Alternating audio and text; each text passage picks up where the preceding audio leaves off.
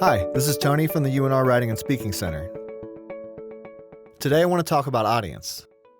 When we write an email to an instructor or a text to a friend, we make rhetorical decisions. We know an instructor most likely expects us to address them more formally than we speak to our friends.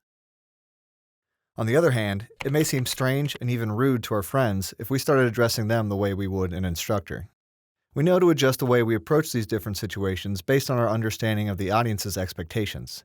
And in social contexts, we often do this automatically.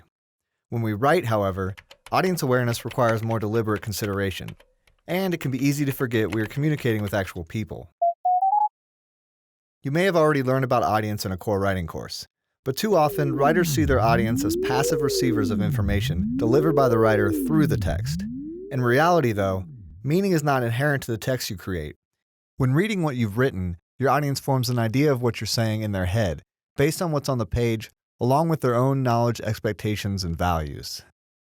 This leaves a lot of room for confusion and misunderstanding, so it's your responsibility to speak to your audience in a way they will understand. Consider this video, for example. My audience is UNR students. Since I'm also a UNR student, I can use words like "we" to be more relatable. I'm using pretty informal language, but I'm not using a bunch of slang as that would feel contrived and severely date this resource. I'm using lighthearted animations to inject some humor into a dry topic and add a visual layer to complement the words I'm speaking. Bottom line, I want to speak to you, not at you. Now imagine you're writing a review of a new video game. Your audience will greatly affect what you write and how you write it. If you're writing for a blog, gamers like yourself are your audience. They're going to expect you to write about the gameplay and what you liked and didn't like about the game. You might compare it to other games to give your audience an idea of whether they'd like this game or not. And using gamer lingo would boost your credibility by showing your membership in the gamer community.